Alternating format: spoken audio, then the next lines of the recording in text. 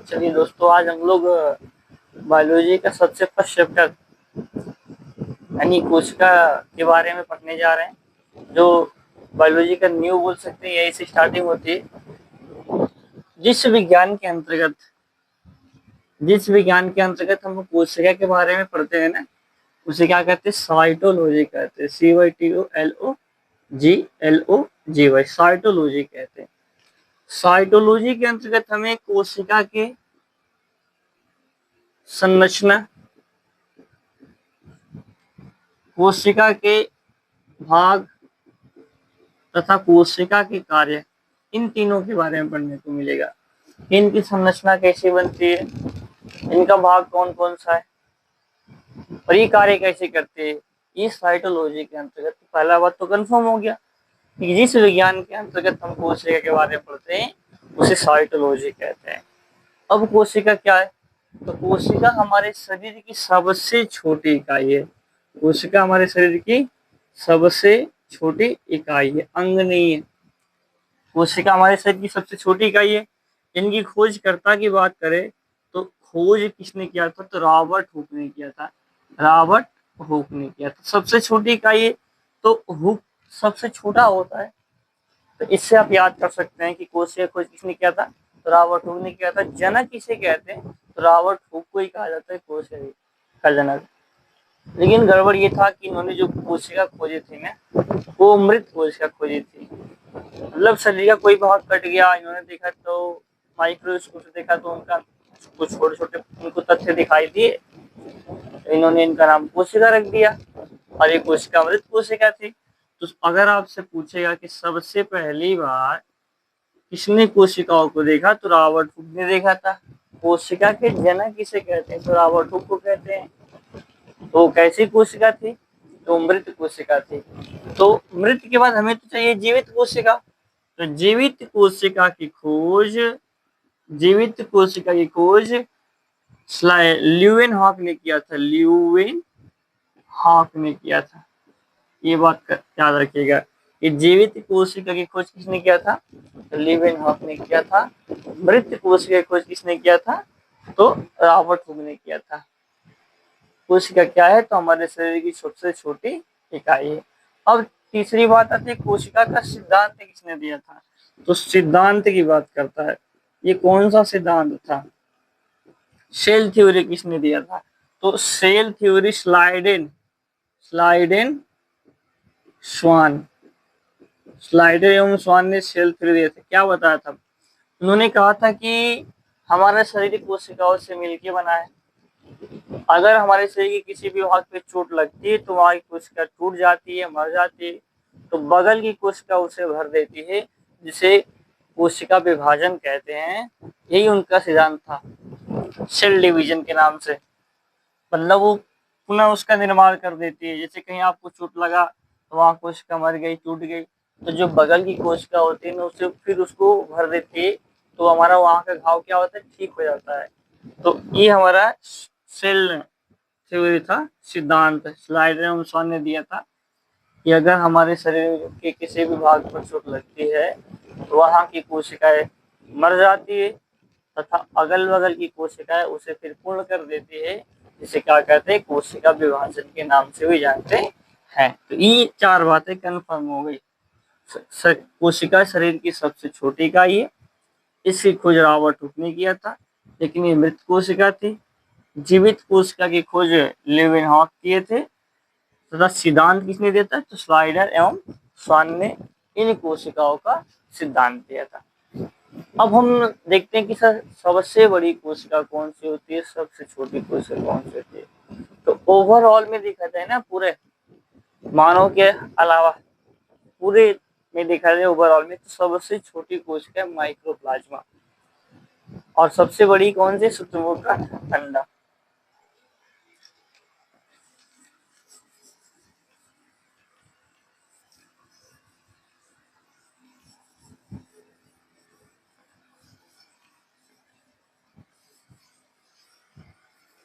देखिए, अगर सबसे छोटी कोशिका की बात करें कि सर सबसे छोटी कोशिका कौन सी है, सबसे छोटी ओवरऑल में देखा जाए तो वह माइक्रोप्लाज्मा प्लाज्मा सबसे छोटी है।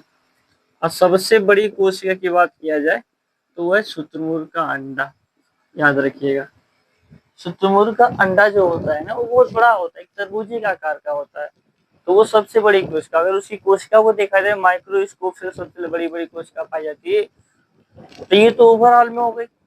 मानव की बात करते हैं, अगर बोलेंगे सर मानव में सबसे छोटी कोशिका कौन सी है, सबसे बड़ी कोशिका कौन सी है, सबसे लंबी कोशिका कौन सी है, तो मानव में सबसे छोटी कोशिका की बात करें तो वो स्पर्म है।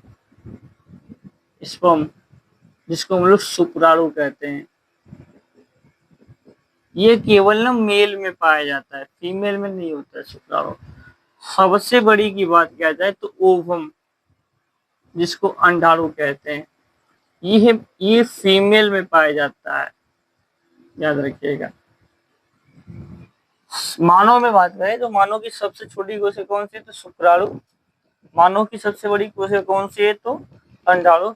और सबसे लंबी की बात करें ना, सबसे लंबी कोशिका तो न्यूरॉन कोशिका होती है, सबसे लंबी होती है न्यूरॉन। तंत्रिका बोल सकते हैं, तंत्रिका लीजिए, बोल दे रहा हूँ तंत्रिका। सबसे लंबी होती है, मानव मस्तिष्क के आसपास से पाई जाती है। सबसे बड़ी कोशिका लंबी, लंबी लिख दे रहा हूँ यहाँ पे, तंत्रिका न्यूरॉन। मानव में सबसे छोटी कोशिका कौन सी होती है तो स्पर्म, केवल मेल में पाई जाती है।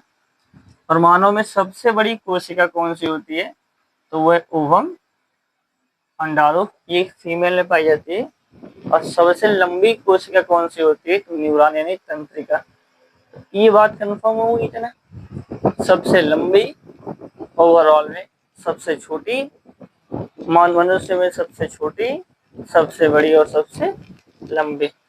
अब इनकी संरचना के बारे में पढ़ते हैं कि कोशिका की संरचना कैसे बनी है और इनके अंग कौन कौन से हैं। कोशिका की संरचना एक प्रकार की है, वलयाकार होती है, बहुत छोटी होती है, पर हम समझने के लिए इतनी बड़े बनाए। देखिए यह एक पतली परत के रूप में होती है, झिल्ली के रूप में। तो इसका जो बाहरी आवरण है ना, इसे क्या कहते हैं, प्लाज्मा कोशिका झिल्ली के नाम से जानते हैं, कोशिका झिल्ली। अगर ये कोशिका झिल्ली किसकी बनी होती है, ये कोशिका झिल्ली प्रोटीन की बनी होती है, याद रखिएगा। ये कोशिका झिल्ली प्रोटीन की बनी होती है, बहुत पतली होती है। इसको सेल मेम्ब्रेन या कोशिका झिल्ली के नाम से जान सकते हैं। इसको ऐसे हम नहीं देख सकते, माइक्रोस्कोप के माध्यम से देखते हैं, बट हम यहाँ समझने के लिए बड़ा बना दिए।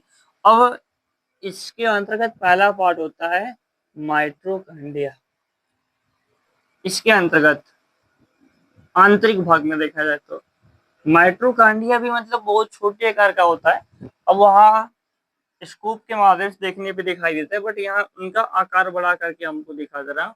देखिए ये माइटोकॉन्ड्रिया इस रूप का होता है लगभग। इसके अंतर्गत एक संरचना बनी होती है, इसकी आंतरिक संरचना को क्रिस्टी कहते हैं, क्रिस्टी। और माइटोकॉन्ड्रिया की खोजकर्ता की बात करें ना, तो खोज किसने किया था तो ऑल्टमैन ने किया था।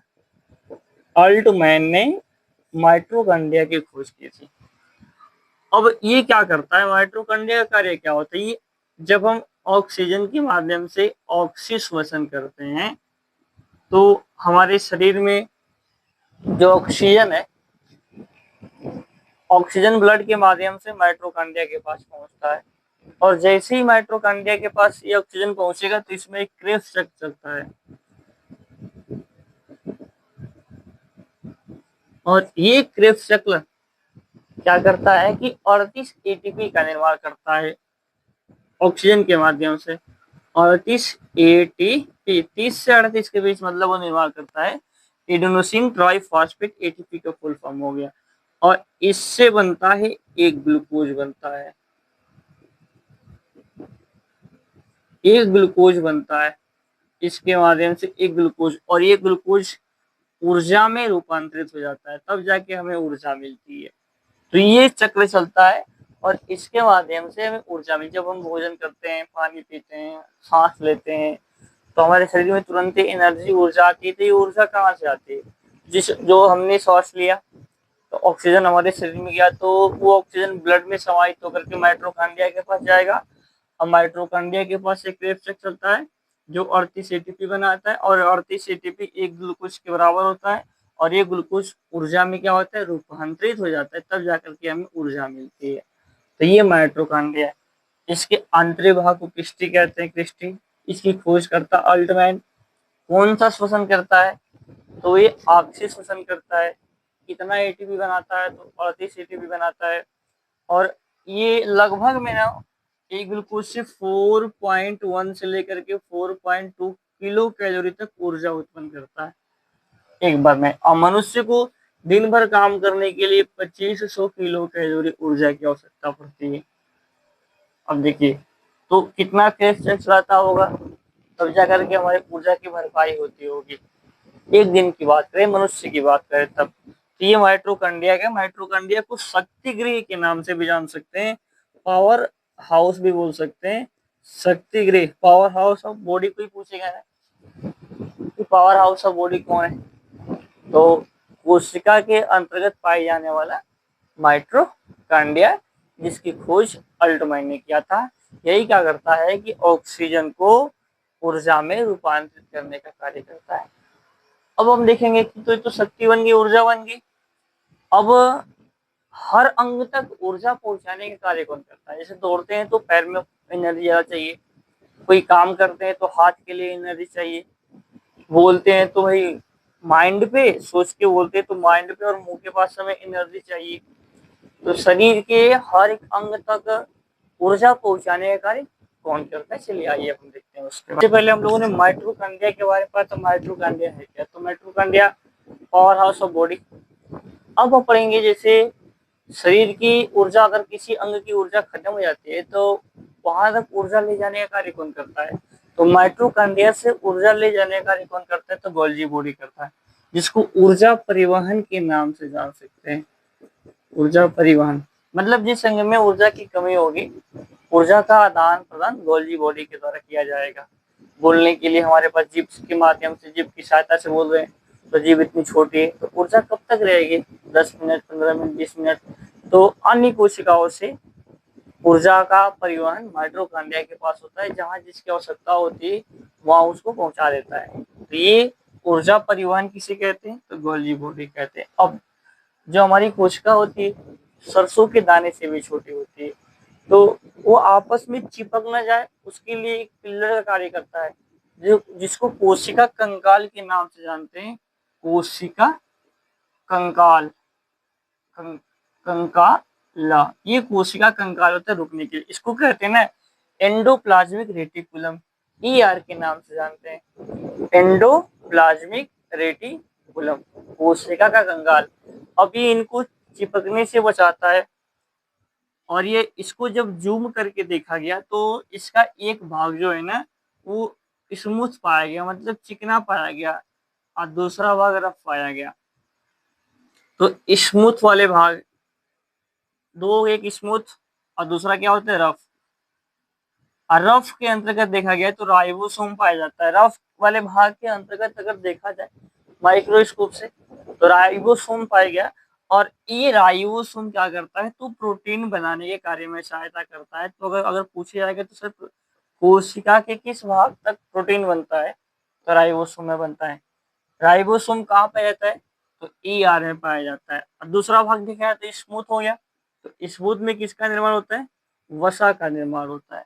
और ये भी दो प्रकार की, मतलब एक 70S की वसा और एक 80S की वसा, मतलब एक कम ऊर्जा उत्पन्न वसा उत्पन्न करने वाली और दूसरा अधिक वसा उत्पन्न करने वाली। अब तीसरा आता है सेंट्रोसोम। सेंट्रोसोम को कोशिका विभाजन के नाम से जानते हैं। ये कोशिका विभाजन का कार्य करता है। जैसे मान लीजिए कहीं शरीर के किसी भाग पे आपको चोट लगी तो वहां की कोशिका टूट जाएगी, तो उसको पुनर्निर्मित करने के लिए सेंट्रोसोम की आवश्यकता पड़ती है। अगर आपसे पूछेगा कि हमारे शरीर में सबसे अधिक सेंट्रोसोम कहाँ पाया जाता है, तो सबसे अधिक सेंट्रोसोम यानी यकृत यानी लीवर में पाया जाता है। यहाँ अगर लीवर शरीर की दाहिनी तरफ होता है, तो अगर लीवर में चोट लगी तो बहुत जल्दी ठीक हो जाएगा। कहाँ नहीं पाया जाता है, कम पाया जाता है, तो ब्रेन में कम पाया जाता है, मतलब ना के बराबर होता है। ब्रेन, मस्तिष्क से अगर कोई आपको चोट हो जाता है सिर पे, तो स्किन पे चोट लगेगी तो आप पुनर्निर्मित हो जाएगा, ठीक हो जाएगा। हड्डी टूट जाएगी तो फिर बन जाएगा, लेकिन अगर ब्रेन में चोट लगी तो सही नहीं होगा, ठीक हुई भी नहीं करेगा, आपका कोई ना कोई अंग भंग हो जाएगा। इसलिए यातायात के नियम के अनुसार हमें सीट बेल्ट और हेलमेट अवश्य लगा करके चलना चाहिए, ताकि हम सेफ रहें, सुरक्षित रहें। तो ये होगी हमारी, जहाँ कम सेंट्रोसोम पाया जाता है, यहाँ पे कोशिका विभाजन नहीं होता है। यकृत में सबसे अधिक कोशिका विभाजन होता है। एंडोप्लाज्मिक रेटिकुलर का कार्य क्या है? तो कोशिका को चिपकने से बचाना, यानी पिल्लर कार्य करना। यह दो टाइप का होता है, एक स्मूथ, दूसरा रफ होता है। स्मूथ वाले भाग में वसा बनता है, रफ वाले भाग में राइबोसोम पाया जाता है, जहाँ प्रोटीन का निर्माण किया जाता है। ऊर्जा का परिवहन Golgi body, power house of body mitochondria. ये हम लोगों ने पढ़ा कोशिका के कार्य, संरचना और विभिन्न भागों का नाम बहुत बेहतरीन तरीके से। चलिए।